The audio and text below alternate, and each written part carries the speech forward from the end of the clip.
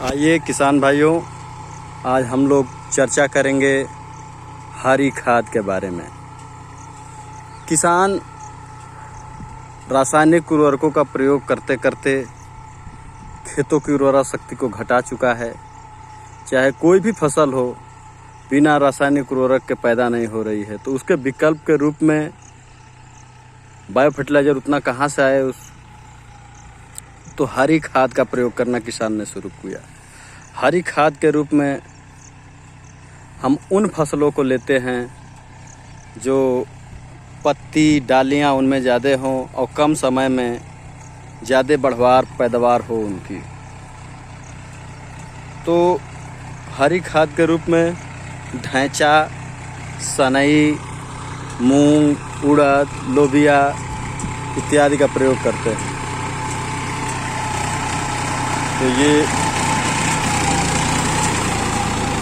ढैंचा का खेत है और ढैंचा कम समय में ज़्यादा शाखाओं वाला, ज़्यादा पत्तियों वाला हरी खाद के रूप में प्रयोग किया जाता है। इसको नीलगाय या अन्य जानवर कम क्षति भी पहुंचाते हैं, जबकि सनई को ज़्यादा जंगली जानवर जैसे नीलगाय या अन्य पशु भी ज़्यादा चर के ख़त्म कर देते हैं। इसको छुट्टा या जंगली पशु कम चरते हैं, लेकिन खाद इसकी बहुत बेहतरीन होती है। तो हमें ऐसी फसलों का ही उपयोग करना चाहिए जिनको जानवर कम क्षति पहुंचाएं, ज़्यादा मात्रा में उसमें पत्तियां और शाखाएं हों, कम समय में उसका उत्पादन और बढ़वार हो। अब बात आती है कि कब और कैसे बोएं। तो दो तरह से इसका प्रयोग कर सकते हैं। एक तो ढैंचा या किसी भी हरी खाद को सीधे खेत में बो करके, तो उसके लिए चाहिए कि वो नमी युक्त खेत हो, वहाँ पे पानी की व्यवस्था हो और हर समय उसको पानी मिल सके। तो ऐसे खेतों में हम सीधे इन फसलों को बो करके और लाभ ले सकते हैं। लेकिन दूसरी विधि ये है कि हम इन फसलों को कहीं बोएं दूसरे जगह और ला करके खेतों में काट करके डालें।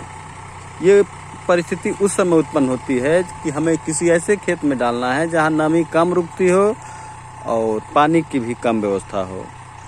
तो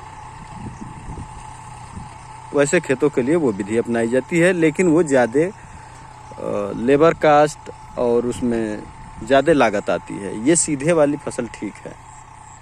अब हमें ये सोचना चाहिए कि इसकी बुआई कब करें।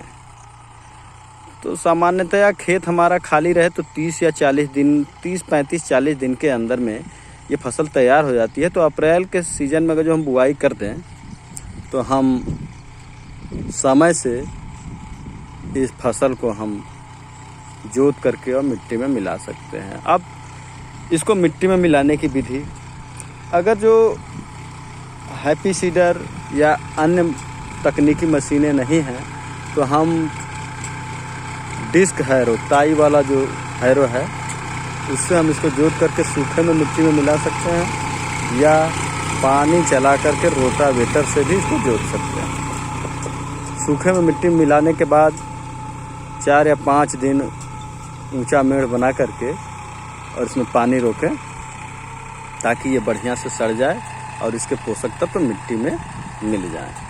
तो इस तरह से ये हरी खाद तैयार हो जाती है और